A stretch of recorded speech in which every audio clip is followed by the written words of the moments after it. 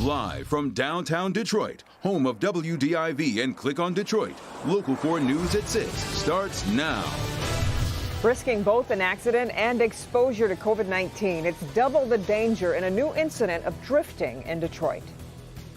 It sure doesn't look like Tigers opening day, but tonight the team takes the field at Comerica Park for the first time this summer in a game that counts. Off the top tonight at 6, that is unless Mother Nature decides to throw a knuckleball into the proceedings. Knuckleball, yeah, more on that in just a moment. But first, let's take a live look from Sky 4 above the eerily quiet downtown Detroit on what we're calling opening evening. There's just a little more than an hour until first pitch. Area around the ballpark is, of course, usually packed all day when the Tigers get set for their first home game. Not so this time around. So, Bernie, strangest home opener I think that any of us can remember. Very weird, very strange. And the fact they opened tonight against the Royals, knowing 14 Miami Marlins tested positive today and had their game tonight canceled. With that cloud hanging over Major League Baseball, Tigers begin play at 7:10. Standing by live at Comerica with all the excitement of opening day is Jamie Edmonds. Good evening, Jamie. Good evening, Bernie. You know, if this were a normal year, this spot might not be the best for a live shot, would be right in the middle of a party. This year is different. There are some fans, some throwing the ball by the Tigers, some at the tin roof, some in bars and restaurants. So there are some people out here, but we know no people in there at game time. To be able to have no fans, to be able to have that, not have that energy, you know, that feeling that you get, you know, running out there and, you know, everybody cheering and whatnot. That's definitely different. Different was the word of the day as the Tigers talked about opening day in an empty stadium, when usually Comerica Park is rocking. Playing with no fans is something new. You know, I realize how much I value, you know, the fans, whether it's home or away fans. While both Jordy Mercer and Cameron Maben miss the cheers and jeers from fans, they support the reasoning behind all of the MLB protocols this season. Safety. It's something at the top of their minds as news broke of more Miami Marlins testing positive. I'm in a mass group text with some other guys, and you know, it's something that we fear, you know. So, you know, in that mass group text, it's just guys just kind of reiterating, you know, stay safe, wash your hands, you know, wear your mask. Mercer says every Tiger is following the rules 100% to try and protect themselves and their families so they can play the game they love. In Cincinnati for 6 days, and I think I left my room once, and that was to go downstairs to get Uber Eats. So that goes to show you that, you know, we're trying to take this as serious as we can. They're taking it seriously. On a lighter note, they know they can't high-five for home runs or what have you, so they're getting creative. Maybe they'll throw out an elbow or a shin. Also today, both guys talked about the pregame ceremony that will include a tribute to Al Kaline. They're looking forward to that because, Bernie, they say he was just the best. He was, no question. Thank you, Jamie. We also talked to Ron Gardenhire, and that'll be coming up in sports. Kids, back to you in the studio. See you in just a little bit, Bernie. Yeah. Thank you.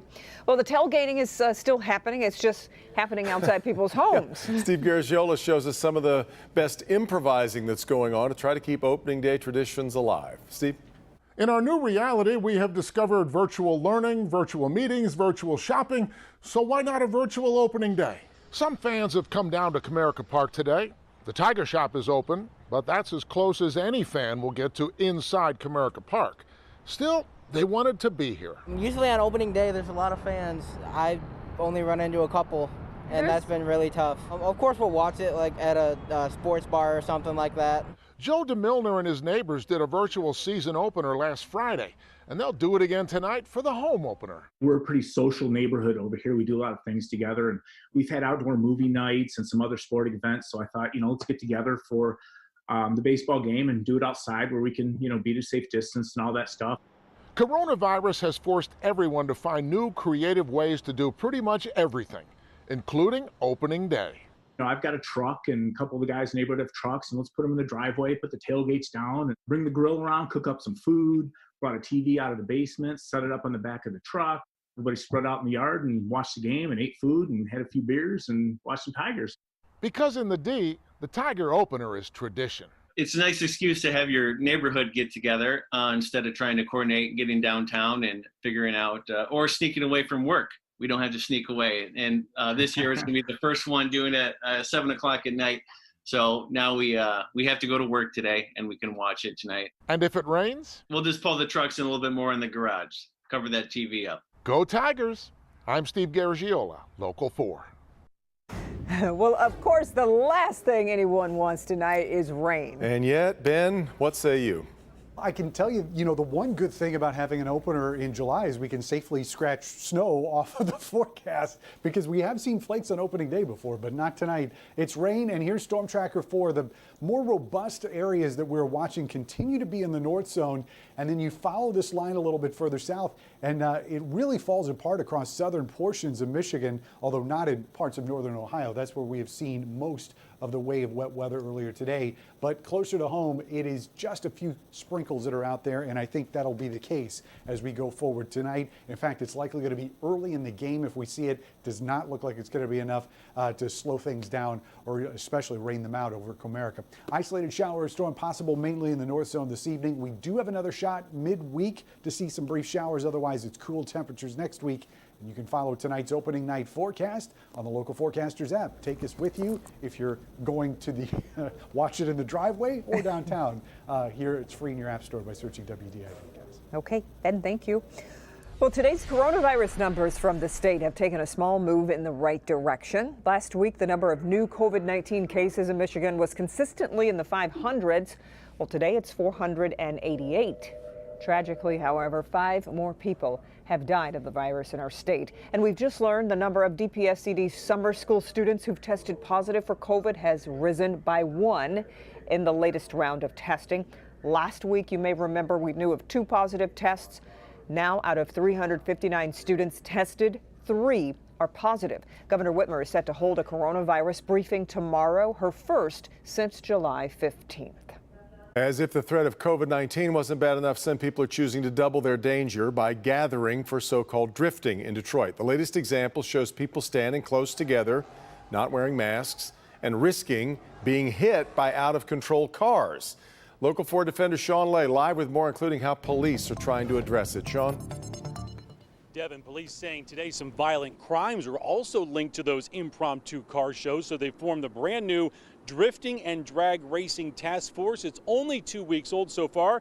They've issued 340 tickets, seizing 93 cars and 28 felony arrests. And now, as you can see, there's a clash between COVID-19 and these car shows.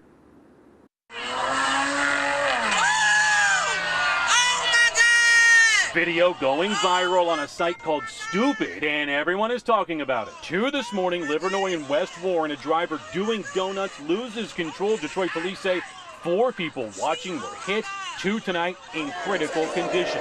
Now, let's take you to this wild scene on Wyoming at Linden. Never seen nothing like it, only in Detroit. Only in Detroit, Police Chief James Craig hopes not for much longer. The department created the brand new Drifting and Drag Racing Task Force to put a stop to this. And police are no longer playing nice with donut drivers. Police were allowing drivers to use Cloverdale on the west side as their track.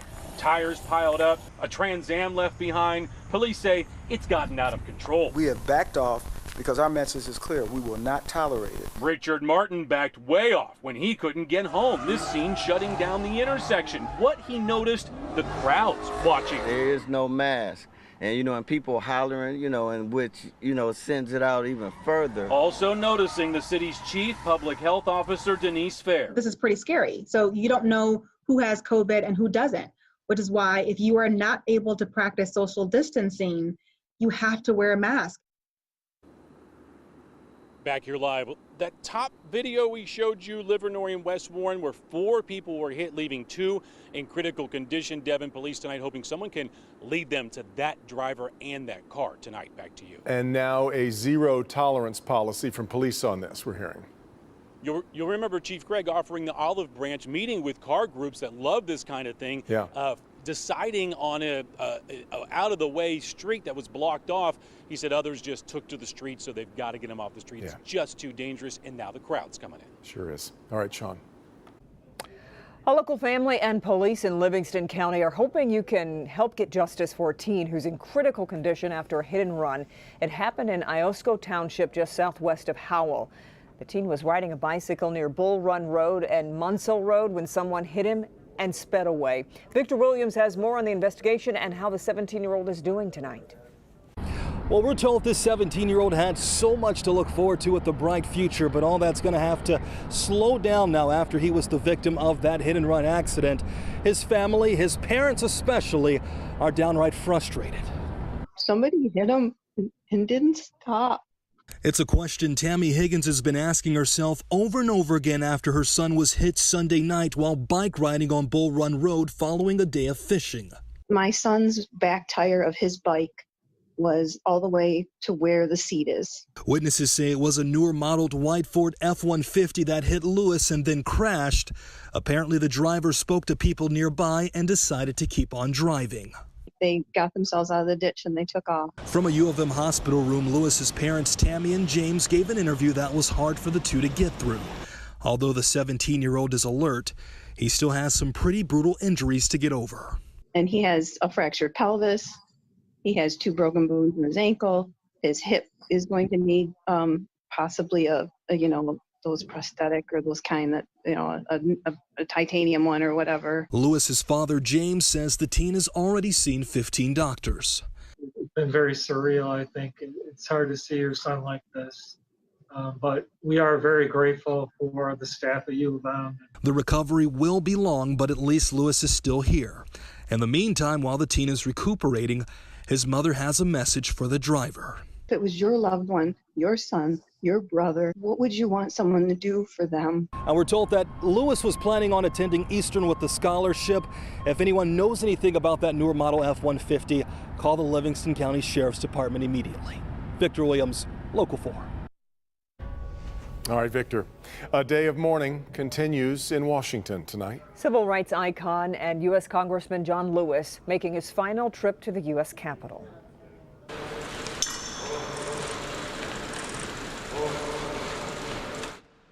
Lawmakers and civil rights leaders gathered this afternoon as Lewis's casket was escorted into the rotunda where he now lies in state. He died at the age of 80 following a 6-month battle with cancer. House Speaker Nancy Pelosi says the late representative was respected by both sides of the aisle. John Lewis became a titan of the civil rights movement and then the conscience of the Congress. Here in Congress, John was revered and beloved on both sides of the aisle, on both sides of the Capitol. We knew that he always worked on the side of the angels, and now we know that he is with them. Lewis will lie in state both today and tomorrow. And on Wednesday, Lewis will travel to Atlanta, where he will lie in state at the state capitol before his funeral Thursday. Ahead at 6, might want to check your mailbox. If someone has been sending you some seeds you weren't expecting, you're not alone. It's happening all over. You don't want to plant them. We'll tell you why. Hank? Some local businesses profiting during the COVID-19 pandemic. I'll show you what's being done to stop them and also how you can help.